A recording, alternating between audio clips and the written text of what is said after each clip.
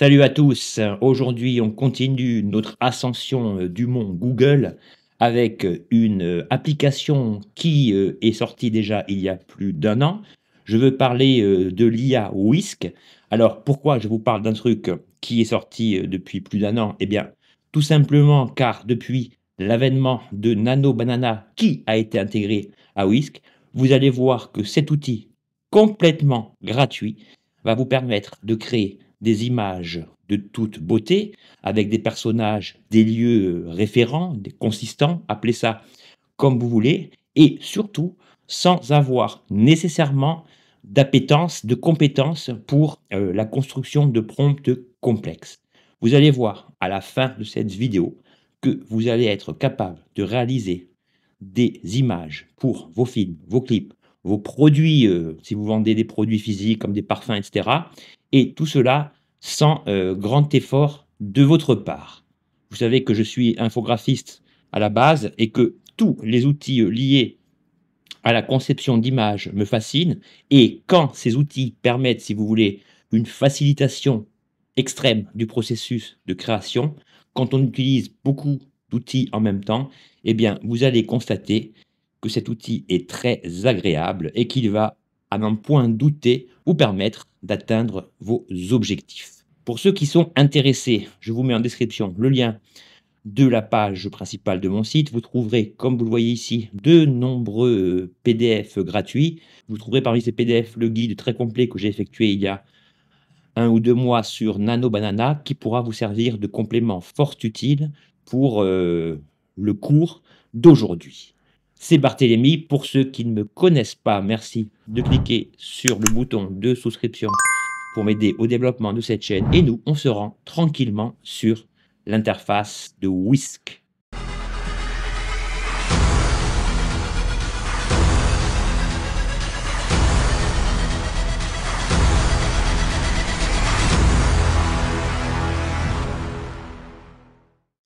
Nous voici sur l'interface de Whisk. Alors, ce qui frappe déjà agréablement l'œil, c'est que ici, on a une interface colorée, pop, qui tranche un peu avec cette uniformité incroyable des IA, fond noir, fond gris, fond blanc, qui sont un peu tristounettes. Et ici, donc, lorsque vous arrivez sur cette page, eh bien, cliquez sur simplement ouvrir l'outil et voilà l'interface classique de Whisk. Vous voyez que ici, vous pouvez procéder de plusieurs manières. La première manière consiste, si vous voulez, à décrire ce que vous voulez, votre idée, ce que vous voulez représenter via votre future image. Alors ici, vous pouvez taper un prompt complexe avec beaucoup d'indications. Vous faites exactement comme vous voulez. Alors ici, je tape le prompt que je tape toujours pour essayer un nouvel outil de générateur d'images ou de vidéos. Jeune femme de 30 ans sur la plage avec son bébé tigre dans les bras, Golden Hour, format 16 neuvième. Je précise qu'ici, on utilise le générateur d'images classique de Google, mais si vous préférez utiliser Nano Banana par défaut, rendez-vous sur cette icône que vous voyez ici et vous cochez cela. Vous voyez qu'ici, on a la banane et ce qui est très important, c'est qu'à partir du moment où vous voulez créer une continuité d'images qui sont liées au même style, eh bien ici, je vous conseille de bloquer la seed, la graine, qui mènera à ce résultat. Donc ici, tout simplement, vous pouvez valider la chose ou vous pouvez aussi cliquez sur le dé qui vous générera un prompt pour votre image si vous n'avez pas d'idée de départ pour créer vos premières images. Et ce qui est vachement agréable par rapport à l'utilisation d'un Nano Banana par rapport à l'interface classique de Google AI Studio, c'est que les images se créent assez rapidement. Voilà, en 2 temps, 3 mouvements, vous voyez que j'obtiens 2 images de très haute qualité de cette jeune femme et son bébé tigre sur la plage Golden Hour et à partir de là, plusieurs options, sont possibles. Alors, ici, vous avez vu que on a créé cette image par rapport à un prompt. Qu'en est-il si nous avions voulu utiliser un personnage existant avec un tigre, dont vous auriez une image et une plage en particulier? Eh bien, on n'aurait pas procédé comme cela. Je vous explique. Alors pour la deuxième méthode, c'est elle qui va nous servir à mener à bien, des images beaucoup plus complexes. Donc ici, vous voyez que vous avez 3 zones, la zone objet, la zone scène et la zone style. La zone objet est un petit peu trompeuse au niveau sémantique, car dans la zone objet, c'est ici que vous allez devoir importer vos personnages, vos objets, ce que vous voulez. Et donc ici, que se passe-t-il si à partir du même prompt, je veux obtenir un personnage avec un tigre, mais avec un personnage que, j'ai, choisi moi-même, un lionceau, un tigre, peu importe quel animal que j'ai choisi moi-même et une scène, un arrière-plan que j'ai également choisi moi-même. Eh bien, pour ce faire, j'ai, été prélever, des images dans Pixabay.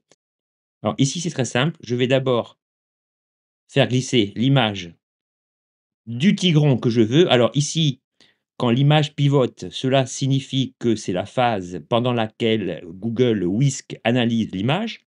Donc ici, en mode nano banana, vous pouvez importer jusqu'à 2 images. Alors ici, je veux cette femme, donc je la fais glisser également dans objet, même topo, Whisk analyse l'image. Et comme je vous le disais, si vous voulez importer plus de 3 images, eh bien, il faudra retourner dans le bouton ici et enlever la référence relative à Nano Banana. Donc ici, on va la laisser puisqu'on n'a besoin que de 2 images. Et pour la scène, j'ai également téléchargé une image de plage caractéristique, ce qui va m'éviter de fournir des détails supplémentaires quant à la description du lieu.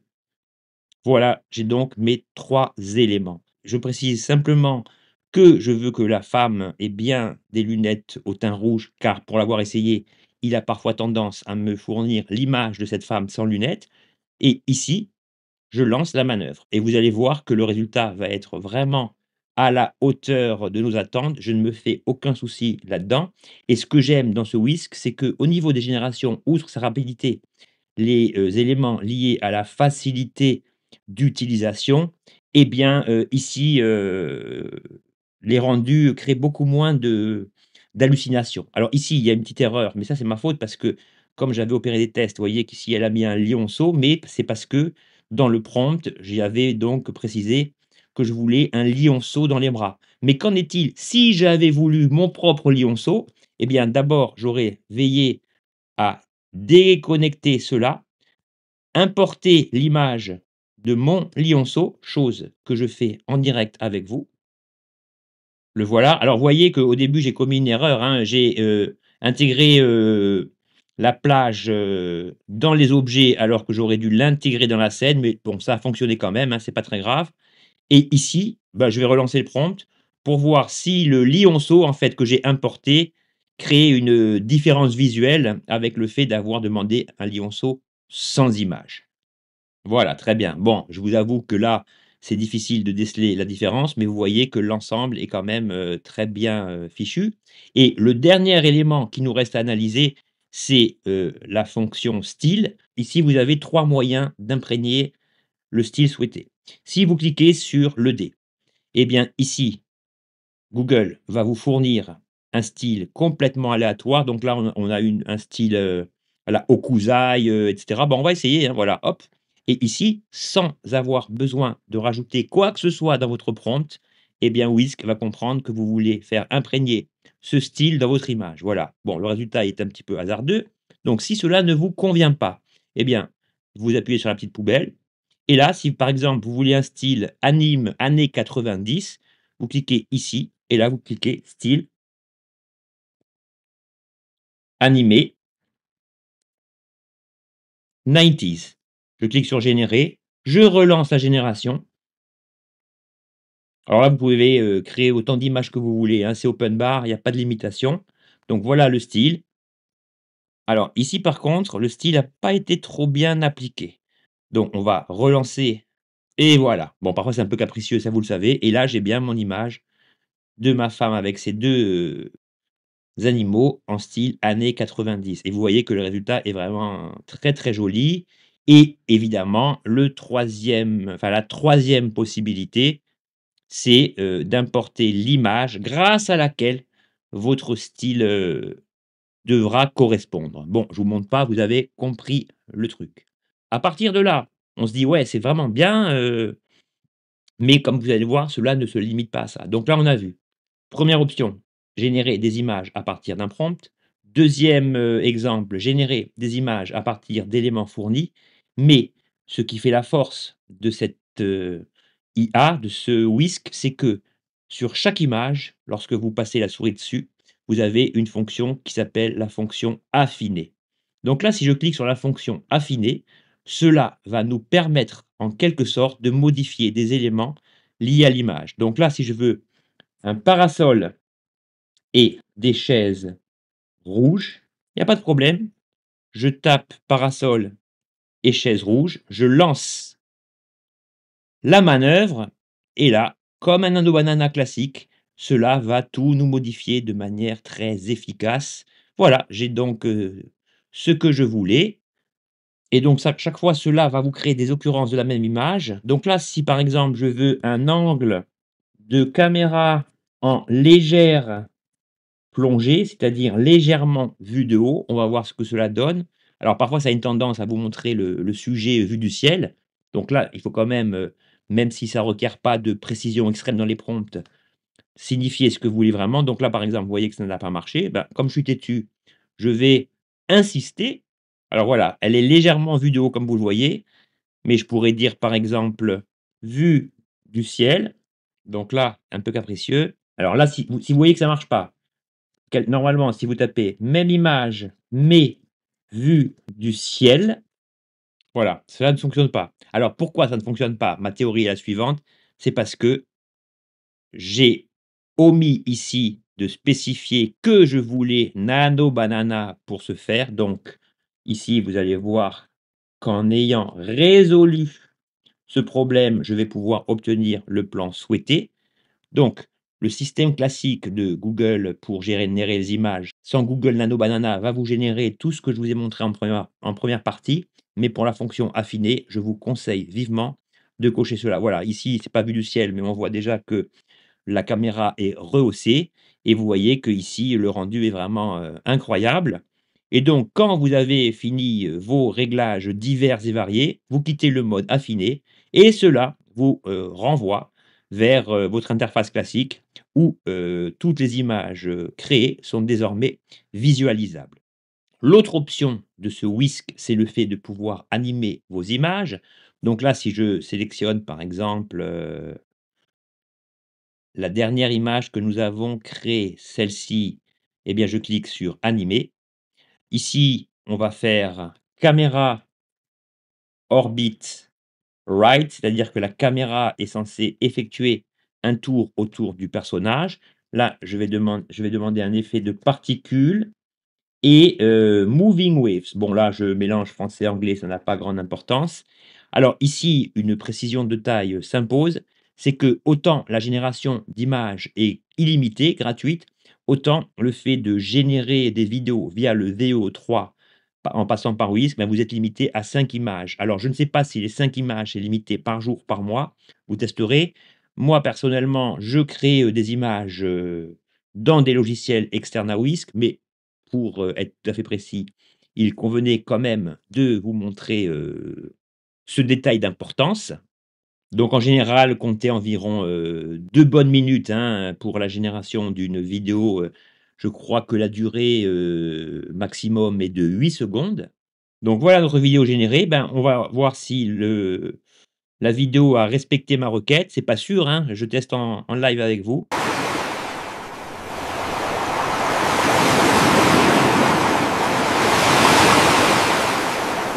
Bon là, c'est pas vraiment un orbit right parce qu'en fait ici, la femme semble tourner en quelque sorte sur elle-même, alors que normalement l'orbit right ou l'orbit left, selon le sens de la caméra, c'est elle qui va tourner autour du personnage. Mais en tout cas, vous voyez que le plan est quand même exploitable. Si on revoit la vidéo à partir du début, même si la requête, j'aurais dû peut-être la préciser davantage, bah, regardez le plan, il est quand même, assez, saisissant.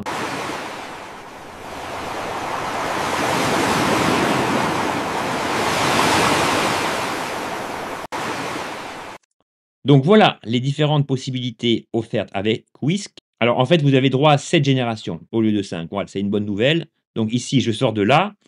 La nouvelle vidéo apparaîtra ici. Donc ici, c'est l'interface, la zone de votre interface où vous retrouvez vos vidéos.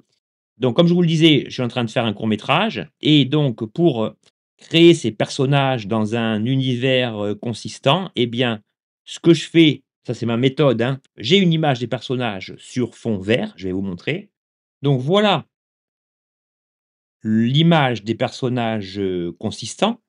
On voit que les 3 personnages ne font pas, la même taille. C'est pour ça que lorsque vous avez plusieurs personnages référents que vous voulez intégrer sur la même image, je vous conseille de créer une planche comme ça avec les personnages côte à côte.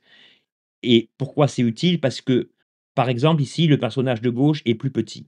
Si vous fournissez 3 images de référence des personnages, eh bien l'IA ne va pas comprendre, les proportions physiques, la perspective liée à ces 3 personnages. Alors que si je lui fournis un plan unique avec les 3 personnages, un peu comme les Dalton, vous savez, côte à côte et que je lui dis: «Respecte la consistance physique et les proportions des personnages», eh bien l'IA va le faire. Donc là, simplement, ce que je veux, on va déjà voir si ça marche sans indications supplémentaires.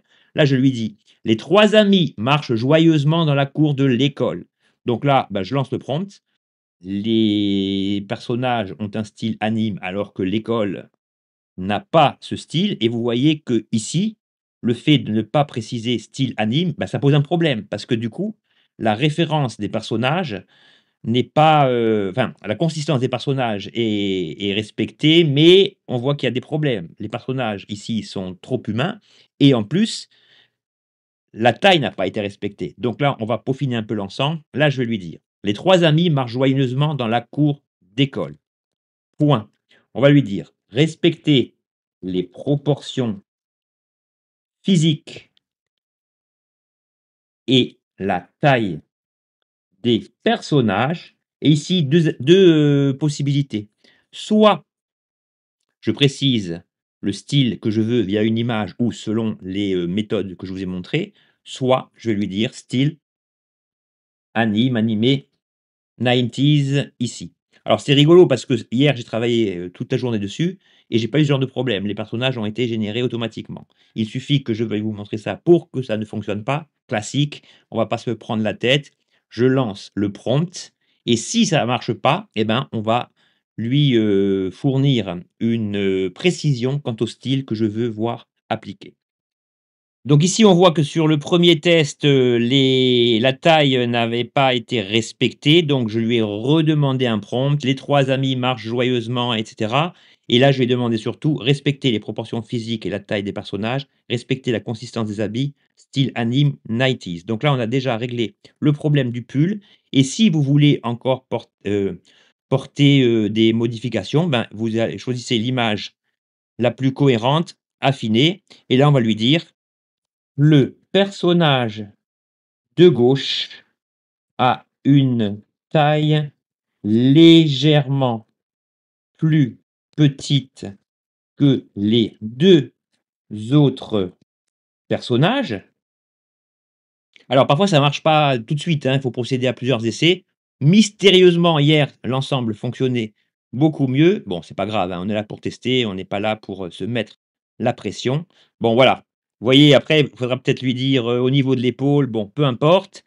Ça, vous testerez et si, par exemple, on considère que ces 3 lascars vont à l'école, eh bien, il faudrait leur mettre des cartables. Donc là, on va simplement dire: «Rajouter des cartables» et voilà. Vous voyez que l'ensemble est vraiment très, très, bien réalisé malgré ce petit problème de taille.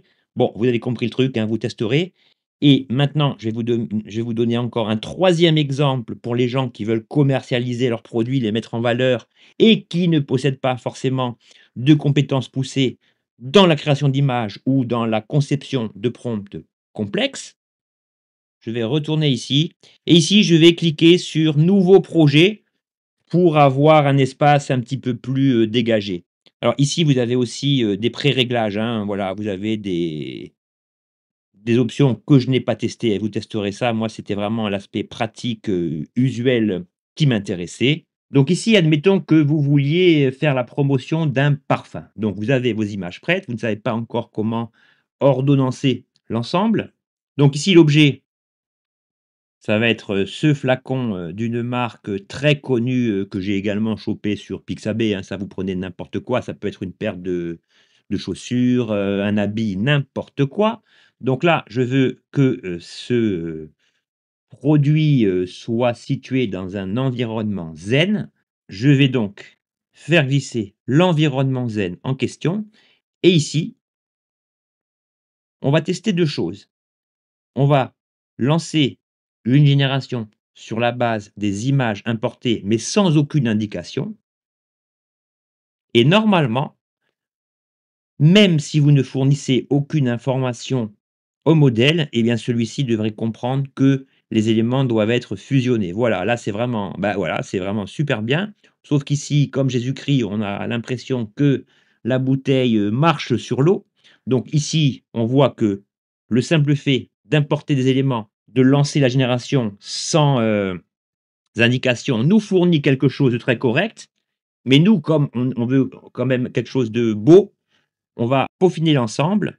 Donc là, je lui demande quelque chose de plus précis, de plus réaliste. Gros plan sur la bouteille, à moitié immergée dans l'eau, gouttelette sur le flacon. On va voir si l'ensemble fonctionne. Après, n'oubliez pas que vous pouvez également passer par la fonction affiner. Vous disposez vraiment d'options variées. Mais moi, ce que j'aime dans ce logiciel, c'est qu'on a vraiment, voilà, la possibilité de faire cela comme on veut. Donc ici, l'arrière-plan n'a pas été respecté. Donc là, c'est pas grave. On va lui dire fleurs rouges en arrière-plan. Alors, vous voyez, on n'obtient pas tout ce qu'on veut tout de suite, mais ici, il ne s'agit pas de reconstruire l'ensemble de votre prompt. Certains ajustements délicats suffisent à obtenir ce que vous voulez. Donc voilà, bon, là, ça n'a pas respecté l'ensemble comme je le voulais, mais en peaufinant, vous allez pouvoir, effectuer ce que vous voulez et l'idée, admettons que ce plan me convient. Donc là, je peux cliquer sur affiner, mais si je veux d'abord essayer l'imprégnation d'un style plus professionnel avec un éclairage studio, ben, au niveau du style, je vais lui demander éclairage studio professionnel, lumière douce. Donc voilà ce qu'on va lui demander, générer et on va voir si, déjà, dans un premier temps, Whisk nous trouve de manière visuelle le style souhaité ou s'il convient, d'importer une image avec un éclairage, précis. Bon, là, apparemment, il l'a trouvé, on y va.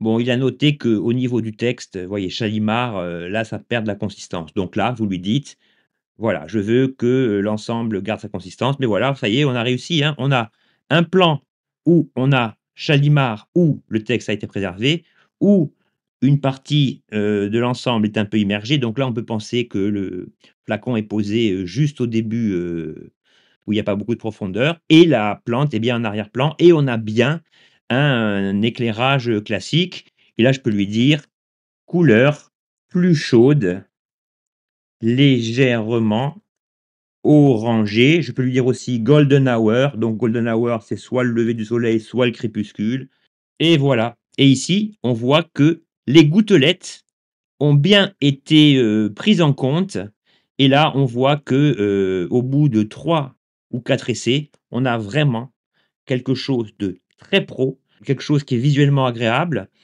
et qui, ben, peut faire vendre votre produit. Voilà, hein, sans compétences particulières, ben, vous arrivez à faire ce que vous voulez et n'oubliez pas que si vous changez d'avis d'un coup, que vous ne voulez plus cet arrière-plan zen, mais que vous voulez, par exemple, placer votre produit sur un fond neigeux, par exemple, et bien, vous enlevez ça. Alors soit ici, je peux importer une image de neige, soit je peux lui demander directement de me créer la scène. Alors là, on va lui dire, fjord norvégien. Donc là, ça m'a créé un fjord norvégien, mais c'est pas forcément ce que je voulais, donc je vous conseille quand même d'importer l'image que vous souhaitez. Donc ici, j'ai demandé un gros plan sur la bouteille, posé sur le sol neigeux, flocons de neige sur le flacon. Donc ici, il n'y a pas encore les flacons, mais vous voyez que l'ensemble est vraiment super bien fait. Après, vous pouvez aller dans affiner, si vous voulez donc rajouter les fameuses, gouttelettes ou flocons de neige sur votre objet et bien sûr, si vous voulez, enrichir l'ensemble, vous pouvez toujours rajouter un élément supplémentaire, vous l'avez désormais compris. Donc vous faites glisser l'élément dans les objets, attendez que, Google Whisk, analyse la nouvelle image fournie et dans le prompt, ben, vous allez préciser que vous voulez voir la fleur posée à côté du flacon et donc voilà une déclinaison, très intéressante, des différents éléments, proposés. Alors ici, le seul truc qui moi me dérange un peu, c'est que l'arrière-plan avec les montagnes a disparu. Affiné, arrière-plan avec des montagnes enneigées. Voilà, c'est parfait. Que dire de plus? Après, vous pouvez toujours jouer sur les lumières et cetera. Donc ici, vous voyez que le texte n'est pas respecté. Le texte sur la bouteille est Chalimard.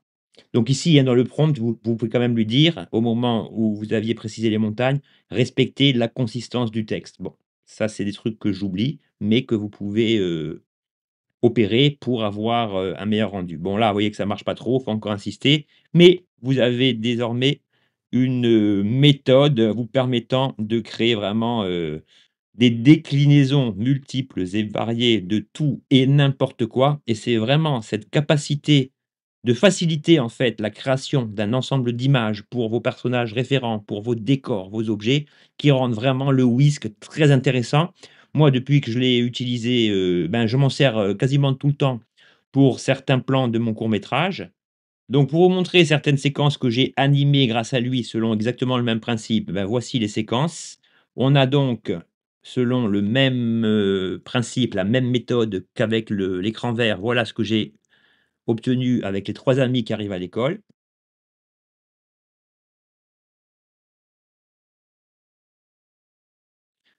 On a ensuite ce plan dans la classe qui est vraiment très intéressant également.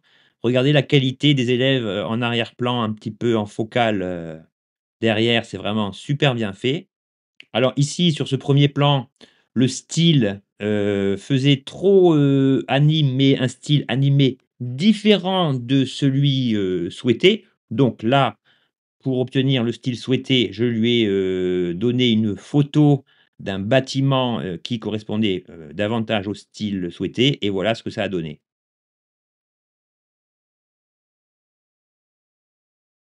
Vous voyez la qualité des ombrages, la capacité de bouger en rythme, c'est vraiment, super bien fait, et pour toutes ces raisons, moi, ce logiciel me ravit.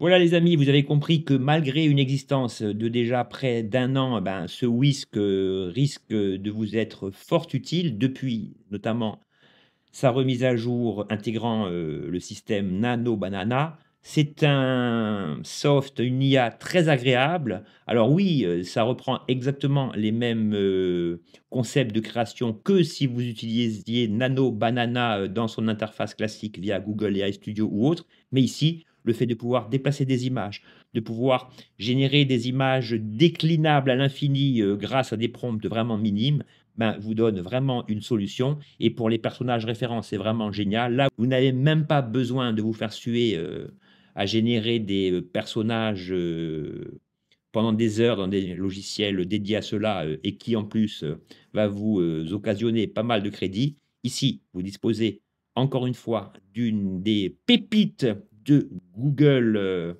qui va vous permettre de mener à bien vos objectifs. Installez-vous confortablement, testez, puis dites-moi ce que vous en pensez en commentaire. Je vous souhaite d'excellents tests et une excellente journée à tous. Ciao.